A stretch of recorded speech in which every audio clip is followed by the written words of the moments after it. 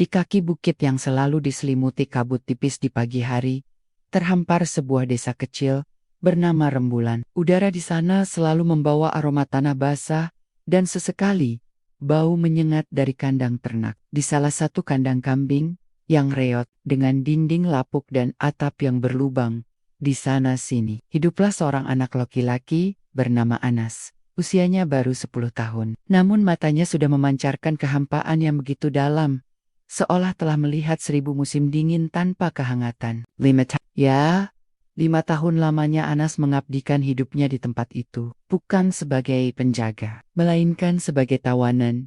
Sejak kedua orang tuanya meregang nyawa dalam kecelakaan perahu saat mencari nafkah di Sungai Besar, Anas yang saat itu baru berusia 5 tahun, menjadi yatim piatu sebatang kara. Kerabat terdekatnya, sang paman, Pak Danu, seharusnya menjadi pelindungnya. Namun, Pak Danu adalah tipikal pria berhati batu, dikuasai keserakahan dan kebencian. Ia melihat Anas bukan sebagai keponakan yang membutuhkan kasih sayang, melainkan sebagai beban tak berguna. Seringkali kata itu terlontar dari bibir Pak Danu, disusul dengan tendangan kecil atau pukulan yang tak jarang meninggalkan memar di tubuh ringkih Anas. Maka, kandang kambing yang sejatinya tempat bagi hewan-hewan berbulu, menjelma menjadi penjara dingin bagi Anas. Dinding bambu yang bowel gibalong tak mampu menahan angin malam yang menusuk tulang. Lantainya, yang dulunya hanya beralas tanah dan tumpukan jerami, kini bercampur dengan kotoran kambing yang mengering, menjadi alas tidur Anas yang tak pernah diganti. Setiap pagi, embun membasahi tubuhnya, dan malam harinya, gigitan nyamuk menjadi teman setianya. Makanan yang ia dapatkan adalah sisa-sisa nasi basi atau sayur layu yang dilemparkan begitu saja. Seringkali lebih buruk dari pakan ternak Anas, makan dengan tangan kosong, berbagi remah dengan lalat dan semut. Ia tak pernah merasakan nikmatnya suapan hangat atau secangkir teh panas. Pakaiannya hanya sehelai kaos kumal dan celana pendek yang sobek di sana-sini, tak pernah berganti, apalagi dicuci. Baunya menusuk hidung, bercampur dengan bau kambing yang menjadi sahabatnya. Rambutnya gimbal, kulitnya menghitam, dan kuku-kukunya panjang serta kotor. Warga desa Rembulan, yang sebagian besar sibuk dengan ladang dan ternak mereka, jarang sekali tahu tentang keberadaan Anas di kandang itu. Pak Danu selalu memastikan Anas tetap tersembunyi, mengurungnya saat ada tamu, atau saat ia merasa ada mata-mata yang mengintai. Jika ada yang bertanya tentang Anas, Pak Danu selalu menjawab dengan ketus, "Anak itu sudah meninggal, kena penyakit aneh." Beberapa tetangga yang curiga sempat mencoba mencari tahu. Namun, ancaman dari Pak Danu yang terkenal temperamental membuat mereka mengurungkan niatnya. Maka, Anas hidup dalam kesendirian yang pahit, terputus dari dunia luar, hanya ditemani suara embikan kambing dan desiran angin yang membawa serta kesedihan tak terhingga. Ia merindukan pelukan hangat ibunya, cerita-cerita pengantar tidur dari ayahnya, dan tawa riang anak-anak sebayanya yang ia dengar samar-samar dari kejauhan. Setiap malam, ia memeluk lututnya, menatap bintang-bintang melalui celah atap, bertanya-tanya, apakah ada yang akan datang menyelamatkannya dari neraka kecilnya ini? Senja itu, mentari mulai condong ke barat, mewarnai langit Rembulan dengan semburat jingga dan ungu. Angin sore berhembus lembut, membawa serta aroma masakan dari dapur-dapur warga yang mulai mengepulkan asap. Di antara hiruk-pikuk persiapan makan malam, Pak Haji Abdullah melangkahkan kakinya perlahan menyusuri jalan setapak di pinggir desa. Pak Haji bukanlah sembarang orang. Ia adalah sesepuh desa, panutan, dan pemilik madrasah kecil yang selalu ramai oleh celotehan anak-anak mengaji. Rambutnya memutih, jenggotnya lebat, dan sorot matanya selalu memancarkan kehangatan dan kebijaksanaan. Setiap langkahnya dipenuhi ketenangan, dan ia selalu punya waktu untuk mendengarkan keluh kesah warganya. Sore itu, Pak Haji hendak mengecek salah satu sumur umum yang letaknya tak jauh dari area kandang ternak milik Pak Danu. Saat melintas di dekat kandang kambing yang terlihat lusuh itu, indera pendengaran Pak Haji yang tajam menangkap sesuatu yang janggal. Bukan hanya suara embikan kambing, melainkan ada rintihan samar yang begitu pilu, seperti suara anak kecil yang menahan tangis. Suara itu begitu lemah, hampir tak terdengar. Namun, entah mengapa, suara itu menusuk kalbu Pak Haji. Ia berhenti melangkah, memusatkan perhatiannya. Suara itu muncul lagi. Kali ini, sedikit lebih jelas. Diiringi isak tangis yang tertahan, alis Pak Haji mengernyit. Setahunya, Pak Danu tidak memiliki anak kecil. Ia punya seorang keponakan, Anas, yang kabarnya telah meninggal bertahun-tahun lalu karena sakit. Namun, Suara itu terlalu hidup untuk hantu. Rasa penasaran bercampur dengan naluri kemanusiaan yang kuat, mendorong langkah Pak Haji mendekati kandang. Ia mengamati sekeliling. Pintu kandang terbuat dari bila bambu yang rapat. Namun, ada celah kecil di bagian bawah. Pak Haji berjongkok, mengintip melalui celah itu. Cahaya senja yang menembus celah, menerangi samar-samar bagian dalam kandang. Yang dilihatnya membuat jantungnya berdebar kencang. Di sudut paling gelap, meringkuk sesosok tubuh kecil, kurus kering, dengan rambut gimbal dan pakaian compang-camping. Wajahnya tertunduk, dan bahunya bergetar, menahan isak tangis. Pauk kambing yang menyengat terasa lebih kuat saat Pak Haji mendekat. Anak siapa itu? Bisiknya pada diri sendiri, napasnya tercekat. Tak mungkin ada anak yang hidup dalam kondisi seperti ini. Pak Haji mencoba memanggil, "Nak, siapa di sana?" Tidak ada jawaban, hanya rintihan yang semakin pelan. Anak itu mungkin terlalu takut atau terlalu lemah untuk merespons. Pikiran tentang kabar kematian Anas yang dulu ia dengar tiba-tiba buyar. Mungkinkah ini Anas? Jika benar, mengapa ia berada di tempat menjijikan ini? Hati Pak Haji diliputi amarah. Bagaimana bisa ada manusia yang tega memperlakukan anak sekecil itu dengan begitu kejam? Ia bangkit berdiri, rahangnya mengeras. Tanpa berpikir panjang, ia melangkah cepat menuju rumah Pak Danu yang tak jauh dari kandang. Tekadnya bulat. Ia harus mencari tahu apa yang sebenarnya terjadi. Dan jika dugaannya benar, ia tidak akan membiarkan kebiadaban ini berlanjut sedikit pun. Wajah Pak Haji yang biasanya teduh, kini memancarkan ketegasan yang jarang terlihat. Ia akan menghadapi Pak Danu, tak peduli konsekuensinya. Langkah kaki Pak Haji Abdullah begitu mantap saat ia tiba di depan rumah Pak Danu. Pintu rumah yang terbuat dari kayu jati tua itu, ia ketuk dengan tegas, menghasilkan suara tok-tok-tok yang menggema di keheningan senja. Tak lama, pintu terbuka dan muncullah wajah Pak Danu yang terlihat terkejut melihat kehadiran Pak Haji di depan rumahnya tanpa diundang. Wajahnya yang biasanya sinis kini sedikit pucat. "Ada apa gerangan Pak Haji? Tumben sekali ke gubuk saya sore-sore begini," sapa Pak Danu dengan nada yang dipaksakan ramah, mencoba menyembunyikan kegelisahannya. Ia tahu betul, kedatangan Pak Haji bukanlah kunjungan biasa. Pak Haji tidak membalas sapaan itu dengan basa-basi. Matanya yang tajam menatap lurus ke arah Pak Danu, penuh selidik. "Danu," ujar Pak Haji dengan suara berat yang jarang ia gunakan. "Saya baru saja dari arah kandang kambingmu. Telinga saya mendengar sesuatu yang aneh. Dan mata saya melihat sesuatu yang lebih aneh lagi." Wajah Pak Danu mendadak memucat. Keringat dingin mulai membasahi pelipisnya. Ia mencoba mengalihkan pembicaraan. "Kandang? Mungkin suara kambing-kambing. Saya sedang rewel Pak Haji. Biasa saja itu." "Jangan mengelak Danu," potong Pak Haji. Nadanya semakin menuntut. "Saya mendengar suara tangisan anak kecil. Dan saya melihat ada seorang anak di dalam kandangmu.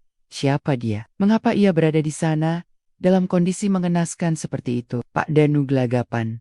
Otaknya bekerja keras mencari alasan. "Anak itu bukan siapa-siapa, Pak Haji.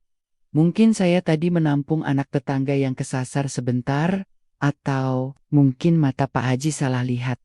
Itu hanya boneka kotor yang dibuang." Ia tertawa hambar, mencoba menutupi kegugupannya. Pak Haji menggelengkan kepala, tatapan matanya tak bergeser sedikit pun dari wajah Pak Danu. "Jangan coba-coba membohongi saya, Danu. Hati nurani saya tidak bisa menerima kebohongan itu. Saya tahu betul suaramu, dan saya tahu betul anak kecil itu bukan boneka. Sekarang jujur, siapa anak itu? Apakah dia Anas?" Nama Anas yang terlontar Dari bibir Pak Haji seperti petir menyambar di kepala Pak Danu. Semua dalihnya runtuh seketika. Tubuhnya bergetar, dan ia tak sanggup lagi menatap mata Pak Haji. Dengan suara yang tercekat dan kepala tertunduk, akhirnya Pak Danu mengakui perbuatannya. Baik, Pak Haji, itu memang Anas, keponakan saya. Suara pengakuan itu begitu pelan, nyaris tak terdengar. Saya tidak punya pilihan lain. Dia hanya beban. Saya tak punya uang untuk merawatnya. Jadi, saya taruh dia di sana. Kata-kata itu keluar dari mulutnya, seperti pengakuan dosa yang dipaksakan. Pak Haji menarik napas dalam-dalam, menahan gejolak amarah di dadanya. Tidak punya pilihan lain.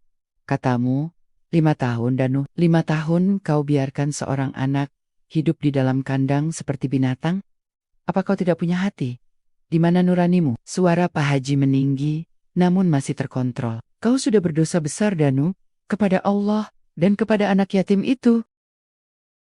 Wajah Pak Danu semakin pucat pasi. Ia tahu, ia telah tertangkap basah. Dengan terbota-bota, ia menjelaskan bagaimana ia merahasiakan Anas, bagaimana ia menakut-nakuti Anas, agar tidak bersuara, dan bagaimana ia selalu berbohong kepada warga tentang kematian Anas. Ia hanya ingin terbebas dari tanggung jawab dan menganggap kandang itu sebagai solusi termudah. Pak Haji mendengarkan setiap patah kata dengan hati yang pedih. Ia tak bisa membayangkan betapa menderitanya Anas selama ini. Setelah semua pengakuan itu, Pak Haji menatap Pak Danu dengan tatapan yang sulit diartikan. Sekarang, kau ikut aku ke kandang.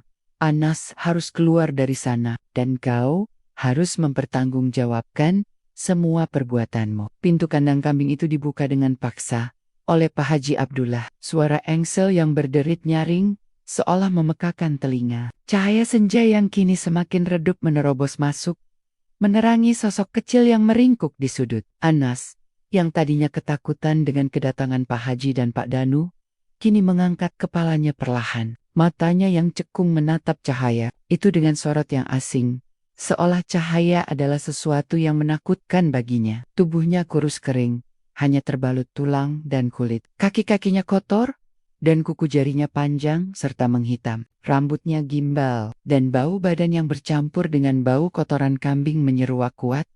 Pak Haji mendekat perlahan, berusaha tidak membuat Anas terkejut. Nak, panggilnya lembut. Suaranya dipenuhi kehangatan yang belum pernah Anas dengar sebelumnya. Jangan takut, kamu aman sekarang. Bapak datang untuk menolongmu. Anas tidak merespons, matanya hanya berkedip-kedip, seolah tak percaya dengan apa yang ia dengar. Ia telah terlalu lama hidup dalam ketakutan dan penderitaan, sehingga kasih sayang terasa seperti jebakan. Pak Danu berdiri di belakang Pak Haji, menunduk, tak berani menatap Anas yang ia siksa bertahun-tahun. Rasa malu dan sedikit takut pada kemarahan. Pak Haji menggerogoti hatinya. Pak Haji mengulurkan tangannya yang keriput. Perlahan-lahan, mari nak, keluar dari sini. Ini bukan tempatmu. Anas hanya menatap tangan itu, tak bergerak. Ia seperti patung, membeku dalam ketakutan. Pak Haji menyadari trauma yang dialami Anas. Ia tidak memaksa. Ia duduk bersimpuh di depan Anas, berbicara dengan suara yang lebih lembut lagi. Namamu siapa nak? Anas, yang selama ini hanya mendengar cacian dan bentakan, terdiam. Lidahnya terasa keluh. Namun, setelah beberapa saat, dari tenggorokannya keluar suara parau, nyaris tak terdengar.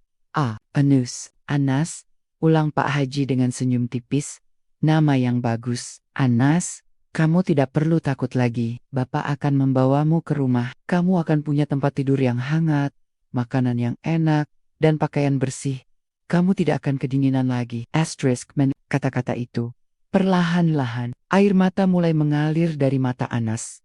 Bukan air mata kesedihan, melainkan air mata kelegaan yang campur aduk dengan kebingungan. Ia tidak tahu apa itu tempat tidur yang hangat, makanan enak, atau pakaian bersih. Baginya, kandang kambing adalah seluruh dunianya. Namun, ada sesuatu dalam suara Pak Haji yang menenangkan. Sebuah janji yang terasa begitu nyata.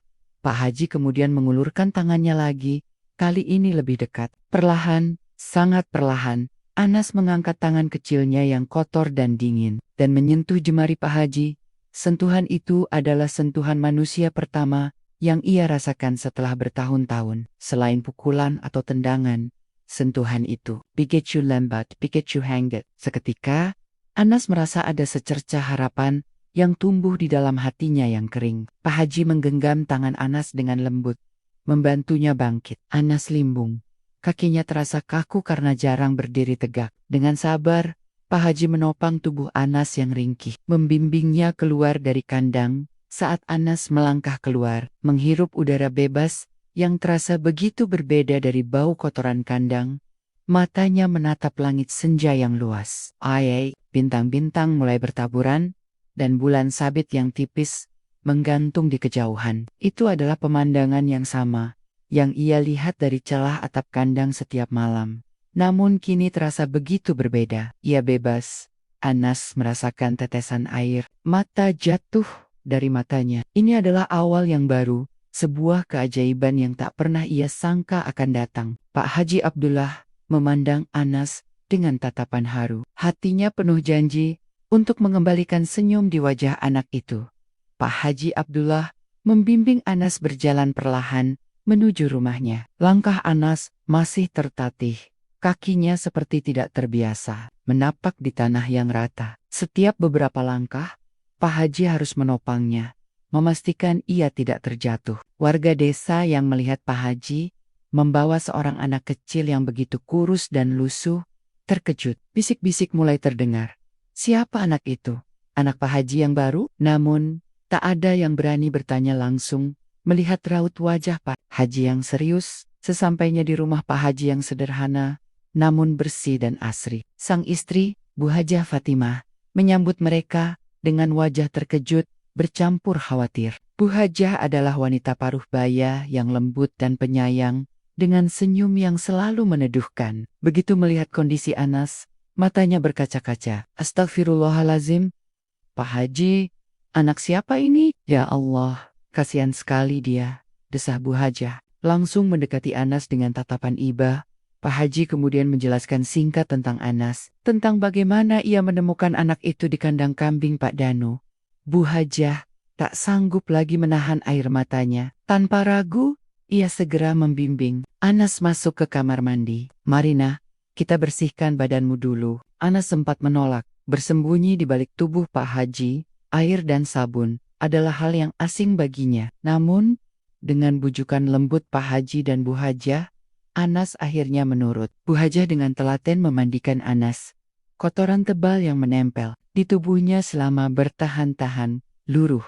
Perlahan, rambut gimbalnya dipotong pendek, dan kuku-kukunya yang panjang dibersihkan. Anas memejamkan mata, merasakan sentuhan lembut sabun dan air hangat yang mengalir di kulitnya. Ini adalah sensasi yang belum pernah ia rasakan, dan rasanya begitu menenangkan.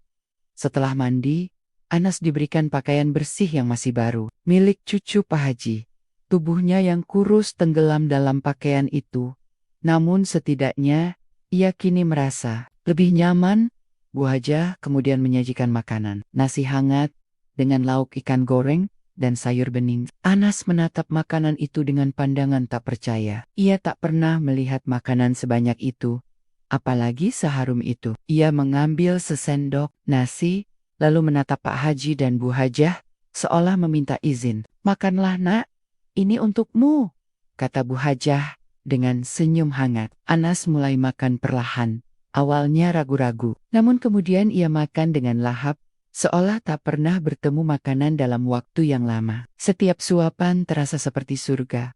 Malam itu, Anas tidur di kasur empuk yang bersih, lengkap dengan bantal dan selimut tebal. Untuk pertama kalinya, ia merasakan kehangatan yang nyata, bukan dari tumpukan jerami yang dingin. Ia memejamkan mata, namun pikirannya masih berputar. Semua yang ia alami hari itu terasa seperti mimpi. Ia takut jika terbangun ia akan kembali ke kandang kambing. Bu Hajah sesekali menjenguknya, menyelimutinya dengan lebih rapat. Anas merasakan aura kasih sayang yang begitu kuat dari pasangan paruh baya ini. Hari-hari berikutnya, Pak Haji dan Bu Hajah mencurahkan seluruh kasih sayang dan perhatian mereka kepada Anas. Pak Haji mengajarkan Anas membaca Iqra dan mengaji. Di madrasahnya. Awalnya, Anas sangat sulit berinteraksi dengan anak-anak lain. Ia seringkali menyendiri, takut, dan tak mau berbicara. Namun, Pak Haji dan Bu Hajah tidak menyerah. Mereka terus memberikan dukungan, pengertian, dan kesabaran. Anas mulai belajar membaca dan menulis, sesuatu yang tak pernah ia bayangkan. Ia juga belajar banyak hal tentang dunia yang selama ini tersembunyi darinya. Perlahan tapi pasti, senyum mulai kembali menghiasi wajah Anas. Mata yang dulunya kosong, kini memancarkan kehidupan. Ia mulai bermain dengan anak-anak lain. Sesekali terdengar tawanya yang renyah. Luka di hatinya berangsur-angsur sembuh oleh sentuhan kasih sayang yang tulus dari keluarga Pak Haji. Kabar tentang penemuan Anas dan kebaikan hati Pak Haji Abdullah menyebar dengan cepat ke seluruh desa Rembulan. Warga yang semula tidak tahu menahu, kini diliputi rasa terkejut, marah, dan prihatin. Mereka mengecam perbuatan keji Pak Danu, yang kemudian mendapatkan sanksi sosial dari masyarakat. Banyak warga yang datang menjenguk Anas, membawa bingkisan, dan memberikan dukungan kepada Pak Haji dan Bu Hajah. Kejadian ini menjadi pengingat bagi seluruh warga tentang pentingnya kepedulian terhadap sesama, terutama anak-anak yang rentan dan membutuhkan. Seiring berjalannya waktu, Anas tumbuh menjadi anak yang cerdas, soleh, dan berbakti. Ia menyerap ilmu pengetahuan dengan cepat di madrasah Pak Haji, dan kepintarannya di atas rata-rata teman sebayanya. Setiap kali Pak Haji mengajar, Anas selalu menjadi yang paling antusias. Ia tak pernah melupakan penderitaannya di kandang kambing. Namun ia memilih untuk memaafkan masa lalu dan fokus pada masa depannya. Trauma yang mendalam perlahan terobati oleh kasih sayang yang melimpah dari Pak Haji dan Bu Hajah. Yang sudah ia anggap seperti orang tua kandungnya sendiri, Anas tumbuh menjadi sosok yang ramah dan rendah hati. Ia sering membantu Bu Hajah di rumah dan Pak Haji di madrasah. Suaranya yang merdu saat melantunkan ayat-ayat suci Al-Quran seringkali membuat hati para tetangga terenyuh. Ia menjadi inspirasi bagi anak-anak lain di desa. Sebuah bukti bahwa dari kegelapan sekalipun, cahaya harapan bisa muncul jika ada tenggen-tenggen yang tulus menolong. Setelah menamatkan pendidikan di madrasah, Anas bertekad untuk melanjutkan sekolah ke jenjang yang lebih tinggi. Pak Haji dan Bu Hajah dengan bangga mendukung keputusannya. Mereka bekerja keras, mengumpulkan tabungan, dan mencari bantuan dari donatur agar Anas bisa meraih cita-citanya. Anas tidak menonjolkan kesempatan itu. Ia belajar dengan giat, meraih berbagai prestasi, dan menjadi kebanggaan Pak Haji dan Bu Hajah. Bertahun-tahun berlalu, Anas tidak pernah melupakan akar kebaikannya. Ia kembali ke desa Rembulan setelah menyelesaikan pendidikannya di kota. Dengan ilmu dan pengetahuannya, ia mendedikasikan dirinya untuk memajukan desanya. Ia membangun perpustakaan kecil menggair anak-anak yang kurang mampu dan menginspirasi banyak pemuda untuk berani bermimpi. Pak Haji Abdullah dan Bu Hajah Fatimah menyaksikan semua itu dengan mata berkokok-kokah, penuh syukur. Mereka tahu kebaikan yang mereka tabur dulu telah tumbuh menjadi pohon besar yang rindang, memberikan manfaat bagi banyak orang. Kisah Anas, anak yatim yang terkurung di kandang kambing dan diselamatkan oleh Pak Haji, menjadi legenda di desa Rembulan.